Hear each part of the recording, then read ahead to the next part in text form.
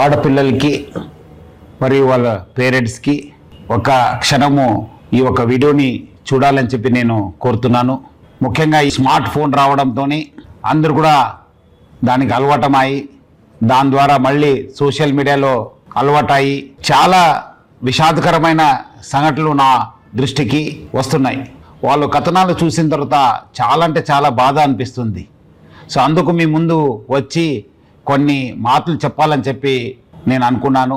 ఆడపిల్లలు చాలామంది ఈ స్మార్ట్ ఫోన్స్ అలవాటు అయిన తర్వాత ఎవరో ఇన్స్టాగ్రామ్లో లేదంటే ఫేస్బుక్లో లేదంటే వాట్సాప్లో ఏదో రిక్వెస్ట్ పెట్టి ఆ రిక్వెస్ట్ పెట్టే ముందు అందమైన ఒక అబ్బాయి లేదంటే ఫేక్ ఫొటోస్ యూజ్ చేసి లేదంటే ఫిలిం స్టార్స్ ఫోటో యూజ్ చేసి వాళ్ళు డీపీ పెట్టుకోవడము, మన ఆడపిల్లలు వాళ్ళ ఒక రిక్వెస్ట్ని యాక్సెప్ట్ చేయడము, తర్వాత వాళ్ళతోని చాలా చురువుగా ఉండడము జరుగుతుంది. కొన్ని రోజు అయిన తర్వాత ఇట్లానే ఆ ఒక మాటలు వాళ్ళ ఒక పర్సనల్ ఫొటోస్ కావాలి, మీరు చాలా అందమై ఉన్నారు, చాలా స్వీట్ వర్డ్స్ చెప్పడంతో మన ఆడపిల్లలు కూడా ఏదో తెలియక వాళ్ళు పర్సనల్ ఫొటోస్ పంపడము. ఈ పర్సనల్ ఫొటోస్ పంపించిన తర్వాత దాన్ని ఆనే అబ్బాయి చేతిలో పెట్టుకొని ఒక రాక్షసుడిగా తయారవుతున్నారు.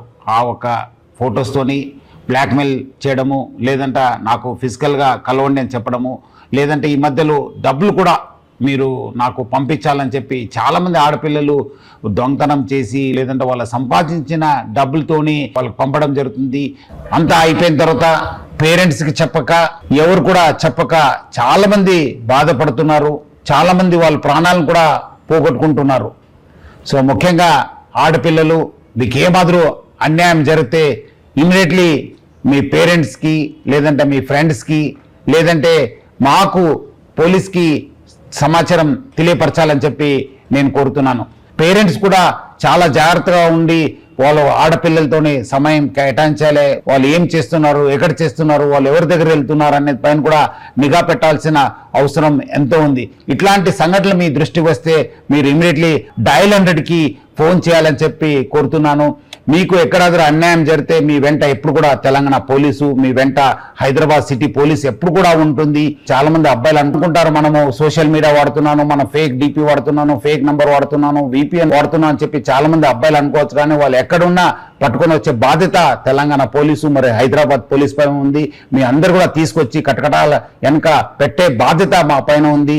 ముఖ్యంగా ఆడపిల్లలు అందరూ కూడా ముందు వచ్చి ఇలాంటి వాళ్ళపైన కంప్లైంట్ ఇవ్వాలి. అట్లానే పేరెంట్స్ ప్లస్ పిల్లలందరూ కూడా ఆడపిల్లలు జాగ్రత్త ఉండాలని చెప్పి కోరుతూ సెలవు తీసుకుంటాను. Thank you. జై హింద్, జై హైదరాబాద్ సిటీ పోలీస్.